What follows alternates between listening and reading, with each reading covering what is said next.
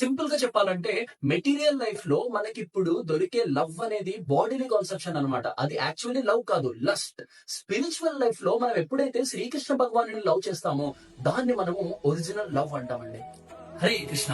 అందరూ కూడా Valentine's day celebration చేసుకోవడంలో చాలా బిజీగా ఉంటారు కదండి. సో ఒక్క 1 minute టైం స్పెండ్ చేసి అసలు లవ్ అంటే ఏంటో తెలుసుకునేకి ట్రై చేయండి. సో ఈ లవ్ అనేది మనకి చాలా మంది దగ్గర చాలా రకాలుగా దొరుకుతూ ఉంటుంది కదండి. శాశ్వతమైన లవ్ ని ఎలా గుర్తించాలి?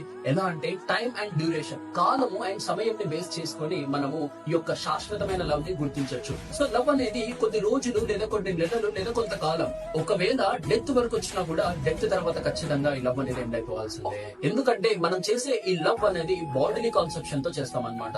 ప్రతి పార్ట్నర్ తో మనకి ఉండేది ఓన్ సెన్స్ సాటిస్ఫాక్షన్ మాత్రమే. మన ఇంద్రియాన్ని మనం ఎప్పుడైతే సాటిస్ఫై చేయాలనుకుంటామో అప్పుడే మనకి సఫరింగ్ ఎదురవుతుంది. శ్రీ చైతన్య చరితామృత ఆదిలీల 4వ అధ్యాయం 165 శ్లోకంలో ఇలా చెప్పబడింది అనమాట. ఆత్మేంద్రియ ప్రీతి వాంఛ తారే బలికామ, కృష్ణేంద్రియ ప్రీతి ఇచ్చా ధరే ప్రేమ నామ.